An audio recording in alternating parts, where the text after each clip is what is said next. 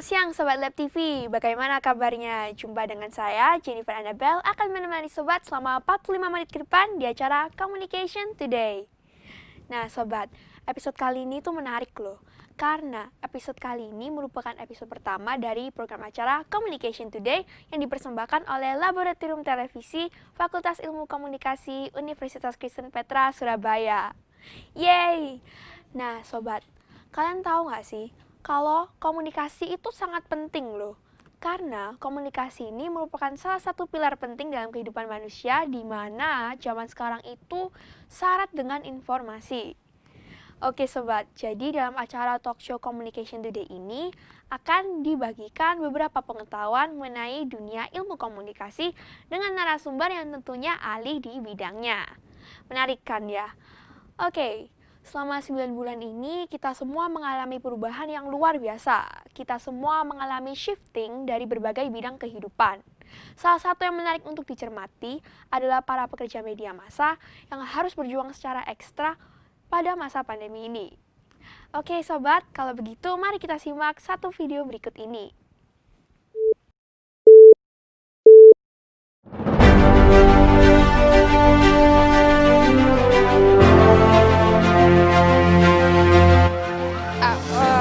Mereka ungkapkan ini adalah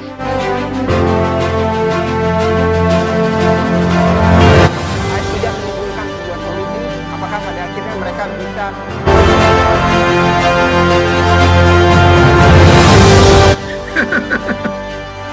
katanya sekarang pokoknya kalau manggil harus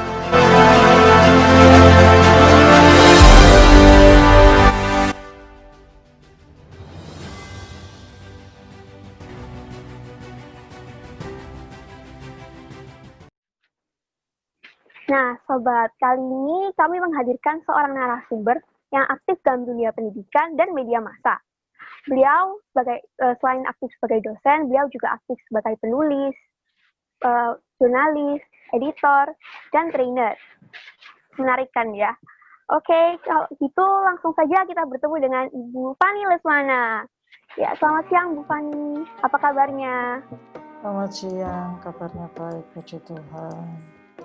Ya baik Bu, senang sekali mendengarnya. Kalau boleh tahu, apa saja nih kegiatan Ibu selama masa pandemi ini selain mengajar? Ya seperti yang disebutkan tadi,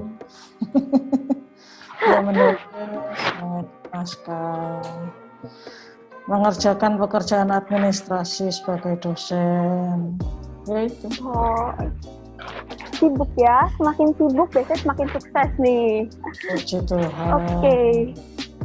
Kalau begitu Bu, langsung saja masuk ke sesi pertanyaan ya Bu.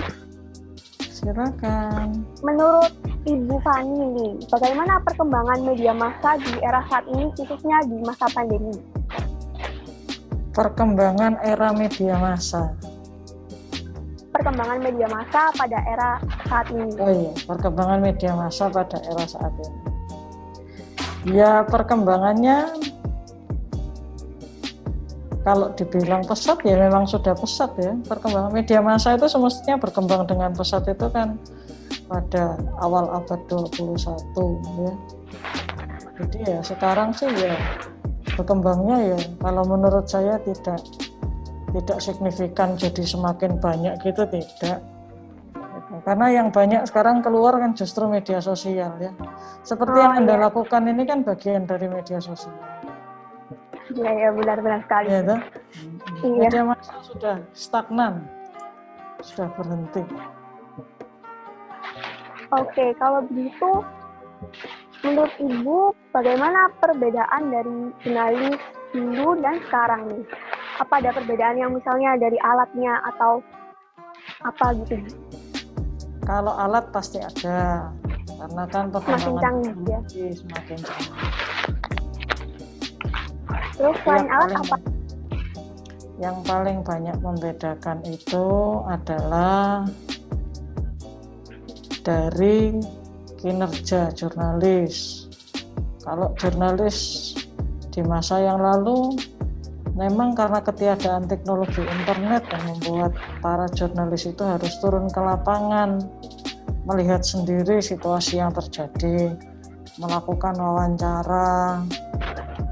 Ini yang cukup disesalkan karena sekarang ini banyak media sosial bertebaran dan mudahnya akses dengan internet, justru ada banyak jurnalis yang juga mengabaikan kinerja jurnalis yang sesungguhnya.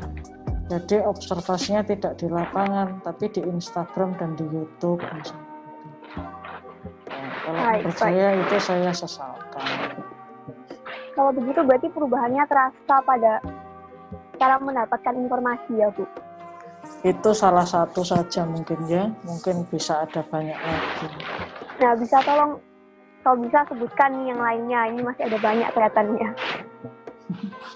Ya enggak banyak-banyak juga, kalau itu kan dari kinerja ya. Terus kemudian memang dari cara orang membaca. Dulu orang membaca kan pakai media cetak, sehingga lebih punya waktu untuk membaca dengan baik. Sekarang karena waktu terbatas atau memang nggak tahu waktu terbatas atau memang kemalasan juga ya. Karena banyak itu ya, sekarang udah ada video juga gitu ya. Ya. Oke, kalau begitu dengan adanya perubahan seperti itu, bagaimana caranya pekerja media massa ini tetap beradaptasi? Ya tergantung sama medianya juga ya. Apakah media massa ya kalau boleh tahu dari sisi Bu Fani misalnya dari itu jurnalis ya Bu atau reporter gitu. Gimana caranya beradaptasi ini dalam perubahan yang sangat cepat? Ya saya pikir kalau jurnalis sekarang itu sudah bisa beradaptasi dengan teknologi. Yang mungkin belum dirasa itu justru kemalasan secara personal, secara individu. Ya, saya pikir kalau jurnalis bagaimana? Dari orangnya ya. Ya. Kalau masalah teknologi itu mudah gitu ya, bisa cepat belajar. Apalagi zaman sekarang ini orang-orangnya canggih semua ya, cepat belajar. Iya. Oke, kalau begitu Bu, sebentar lagi kita akan ada break sebentar. Oke. Kalau begitu Sobat, jangan kemana-mana, tetap di Communication Today.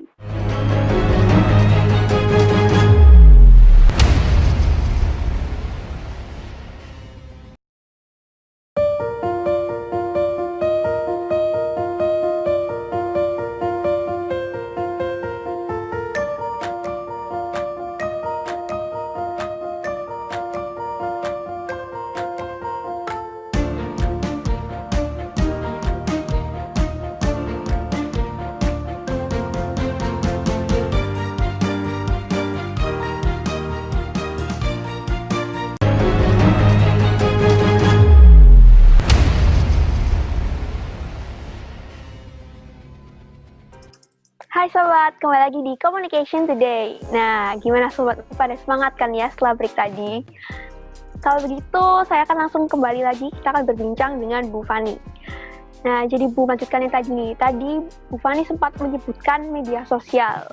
Memang benar ya, pada saat pandemi ini khususnya banyak orang mulai menggunakan media sosial karena bosan gitu ya Bu.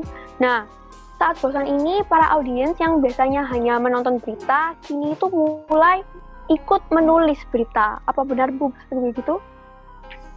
Iya, tapi bukan cuma menonton ya. Mungkin dimulai dari mendengar dulu kan di radio ya, awalnya radio, terus kemudian masuk menjadi kolumnis di media cetak gitu ya.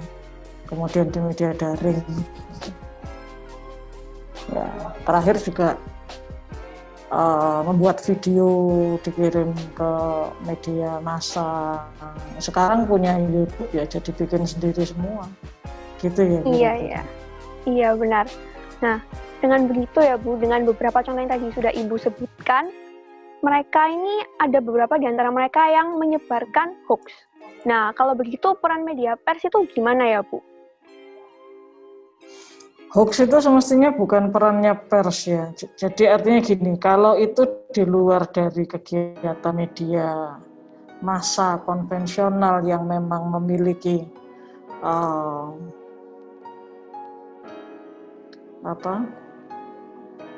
yang memang memiliki izin gitu ya. Ya otomatis media tersebut punya tanggung jawab kalau menyebarkan hoax. Tapi kan sebagian besar yang disebarkan ini kan bukan melalui media massa, tapi justru kebanyakan melalui media sosial. Platform masing-masing ya, Bu? Bukan platformnya ya, saya pikir ya kembali kepada orangnya ya. Kenapa dia memilih untuk menjadi penyebar hoax dan sebagainya itu. Oke. Ngomong-ngomong tentang mengunggah berita nih, Bu.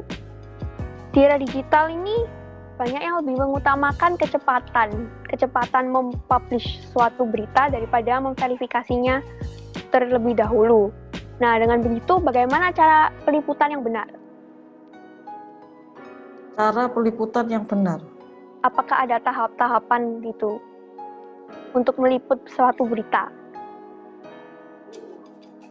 Peliputan suatu berita itu bisa dimulai dari 3 hal. Bisa kita sendiri, apa saja itu? Bisa kita sendiri sebagai seorang jurnalis itu turun ke lapangan dengan inisiatif pribadi. Yang kedua bisa karena ada penugasan dari redaksi atau redaktur. Dan kemudian yang ketiga bisa juga dengan adanya undangan dari pihak tertentu yang ingin peristiwanya atau kegiatannya diliput oleh media. Nah, setelah jurnalis itu katakanlah melakukan proses peliputan, turun ke lapangan, maka jurnalis ya tentu harus menulis hasil liputannya itu, kemudian foto berikut hasil liputan tersebut dikirimkan ke redaksi, ke redaktur, nanti akan ada editor atau nanti akan ada redaktur desk ya. Redaktur desk itu redaktur khusus. Misalnya saya meliput peristiwa ekonomi, maka saya akan memberikan ke redaktur ekonomi gitu. Nah, setelah itu nanti dari redaktur itu bisa jadi ada editing dan sebagainya. Baru diserahkan ke bagian finishing ya. Kalau misalnya itu bentuknya video ya ditampilkan dalam bentuk video ya, berarti bukan hanya foto tapi ada video yang juga disampaikan, mungkin sudah diotak-atik, di editing atau gimana. Kalau cetak ya dalam bentuk cetak, naik ke layout misalnya gitu. Ya sudah, setelah itu ya dipublish ya. Otomatis yang menjadi penanggung jawab dari liputan yang naik itu adalah redaktur. Dalam hal ini kalau di media cetak itu biasanya disebut dengan redaktur pelaksana gitu ya. Tapi penanggung jawab atas keseluruhan isi berita biasanya disebut pimpinan redaksi. Itu yang bertanggung jawab. Jadi kalau ada apa-apa ya yang dipegang duluan ya pimpinan redaksinya itu. Berarti banyak ya tahapannya ya, Bu? Enggak begitu, juga Bu. sih semestinya. Itu cuma 3 tahap. Oh ya, oke. Saya penasaran, Bu. Tadi kan saya berbicara bahwa kalau pandemi ini banyak orang yang menggunakan media sosial kan ya. Nah, kan pekerja media juga sering tadi Ibu sempat berkata bahwa mereka mencari informasi dengan Instagram atau yang lainnya gitu ya. Itu apakah tambah mempermudah pekerja media apa tambah gimana, Bu? Ini yang dimaksud mencari ini siapa? Masyarakat atau dari jurnalisnya? Dari jurnalisnya. Ya kalau jurnalis itu nyari lewat Instagram dan sebagainya lebih mudah lah pasti ya, kan nggak kemana-mana tadi. Iya. Nggak usah kepanasan, nggak usah kehujanan, ya, nggak usah kena debu, duduk aja di ruangan ber-AC, mempermudah.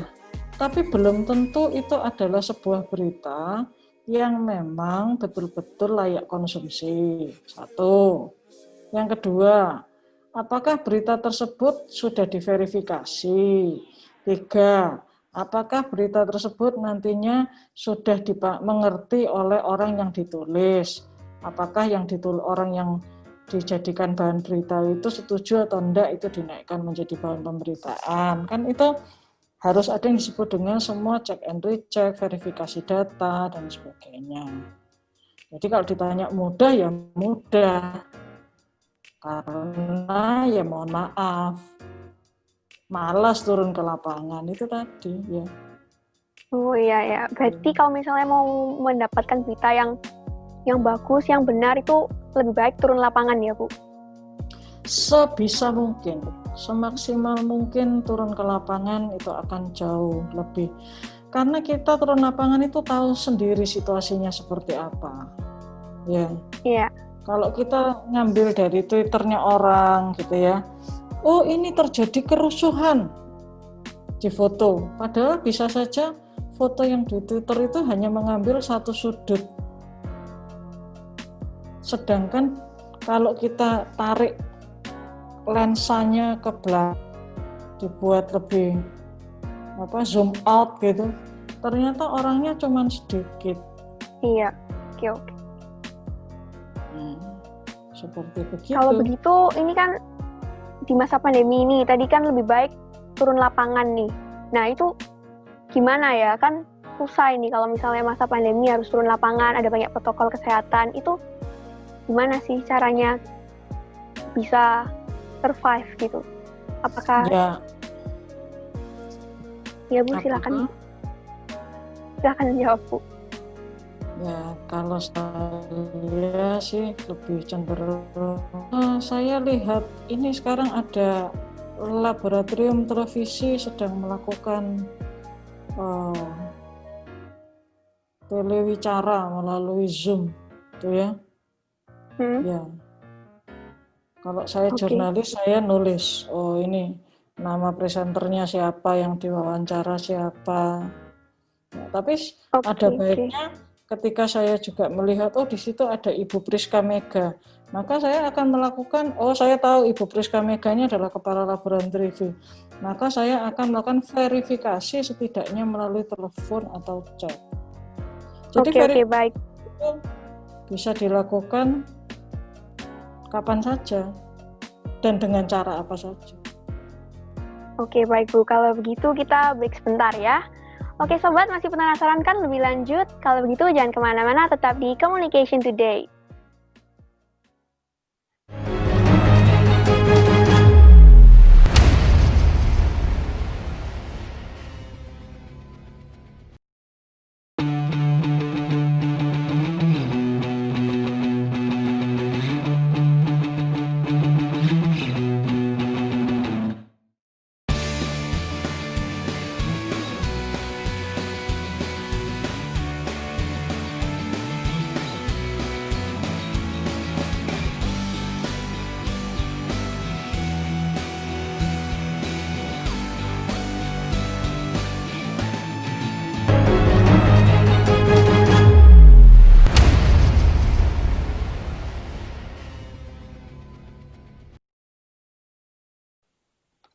Hai, kembali lagi di Communication Today. Nah, melanjutkan pertanyaan tadi ya Bu, sekarang ini mengenai media online. Nah, dalam hidup pasti ada tantangan kan ya. Nah, bagi pekerja media massa ini, apa sih tantangan yang harus mereka hadapi? Ya, banyak ya. Satu, saya mungkin sebutkan 3 saja. Oke, Pak. Karena memang proses pencarian berita itu tidak mudah. Karena tantangannya selain dari sekitar, ya, bisa tantangan juga dari narasumber, bisa tantangan dari eksternal media itu sendiri, ya, baik itu dari para pengiklan maupun dari pemilik media. Itu tantangan yang cukup besar. Jadi saya pikir masalah kebebasan pers itu juga jadi persoalan media saat ini. Terus kemudian yang kedua ya, kalau bicara tentang media massa, maka persaingan dengan media sosial juga boleh dikatakan cukup besar, karena sekarang ini sudah semakin banyak seperti yang Anda sebutkan di awal ya, semakin banyak orang memproduksi kontennya sendiri. Nah, sekarang pertanyaannya apakah konten-konten itu bisa dipertanggungjawabkan. Kalau bisa ya bagus, enggak apa-apa. Kan setiap orang harus berkreasi, harus produktif. Ya, jadi memang tantangan media terkait dengan media sosial ini semakin besar. Terus kemudian yang terakhir, yang ketiga, tantangan secara ini kali ya, secara ekonomi, ya toh. Jadi kalau di media massa itu kan dibayarin gitu ya, dibayar. Nah, apakah itu juga cukup untuk memenuhi kebutuhan hidupnya? Sehingga ketika ada tawaran-tawaran yang dimana sebuah informasi itu bisa diputar balikkan, itu bisa nggak diabaikan oleh pekerja media dalam hal ini, atau pekerja media itu lebih memilih materi dibandingkan sebuah kebenaran yang harus disampaikan melalui media. Baik. Lalu dari tantangan-tantangan yang ada, kemampuan apa yang seharusnya dimiliki oleh mereka? Ya, saya kalau ngomong pasti idealis ya, Dek ya. Karena yang pertama, memang seorang jurnalis, saya ngomong jurnalisnya dulu ya, supaya kita fokus ke jurnalis. Jadi seorang jurnalis itu memang harus berbicara tentang kebenaran. Ya, terus kemudian dia harus berpihak kepada publik, bukan kepada pemilik modal atau kepada pemerintah, gitu. Sehingga dia memang harus punya idealisme, gitu. Ya, yang kedua ya harus memperlengkapi diri, tidak boleh hanya berhenti di satu jalan saja, tapi juga harus punya kemauan untuk terus belajar. Ya, terus yang ketiga tetap harus memperluas wawasan dengan banyak membaca. Saya pikir itulah. Baik, gini Bu, berbicara tentang media online ya Mas Ian ini, apa yang berbeda dengan media online dan media konvensional? Media konvensional itu adalah media yang tidak terikat dengan internet. Baik Nits, dari fenomena tadi nih, apa sih perubahan kultur kerja media konvensional dan media online saat ini? Ya itu semestinya tadi sempat saya sebutkan sudah ya. Jadi teman-teman itu perlu belajar teknologi juga. Jadi perlu terus mengupgrade diri, gitu ya. Dulu nggak tahu caranya bikin berita pakai smartphone ya. Sekarang harus semua menggunakan smartphone. Jadi dulu kalau orang kerja cari berita itu kan kembali ke kantor untuk ngetik beritanya, gitulah ya. Iya. Kalau sekarang nggak, sekarang di tempat saja. Jadi acara sedang berlangsung, berita sudah bisa naik. Ya, kalau Berarti dulu bisa cepat gitu ya Bu? ya bisa cepat. Apakah ada yang lain? Kalau Anda bilang kultur ya, mungkin itu ya yang terlihat jelas ya. Oke, baik Bu. Bisakah memberikan pesan untuk Sobat TV yang menonton nih sebelum kita mengakhiri acara ini? Ya, kalau dari saya, setiap pekerjaan itu pasti ada tantangannya masing-masing. Ya. Menjadi jurnalis juga punya tantangan sendiri, tapi juga punya kesenangan sendiri. Jadi setiap pekerjaan itu pasti positif negatifnya ada. Yang pasti harus kita nikmati saja. Dan jangan mudah mengeluh, jangan mudah putus asa. Kalau ada yang perlu diperbaiki. Kalau ada masukan, jangan mudah baper, ya. Sehingga apapun yang kita kerjakan itu memang semua harus meniti tangga. Tidak ada sukses melalui eskalator atau lift. Semua harus berjalan melalui tangga. Kira-kira itu yang bisa saya sampaikan untuk Sobat TV. Oke, baik Bu. Kalau begitu, terima kasih ya Bu sudah sharing di Communication Today episode pertama. Semoga sukses terus ya Bu, Tuhan memberkati. Terima kasih. Oke, terima kasih. Tidak dipungkiri bahwa terjadi perkembangan yang cukup signifikan dalam dunia jurnalistik. Meski demikian, para jurnalis dituntut untuk bisa beradaptasi. Setiap tahapan dalam proses produksi harus dilakukan dengan semangat dan tentunya dengan tanggung jawab. Oke sobat, kemauan untuk belajar, kemampuan mengungkap kebenaran, dan memiliki wawasan yang luas adalah senjata jurnalis dalam melaksanakan tugasnya. Saya Jennifer Annabelle, pamit undur diri, terus nantikan episode selanjutnya dari Communication Today yang tidak kalah menarik dan bermanfaat tentunya. Stay safe, healthy, and happy. God bless you.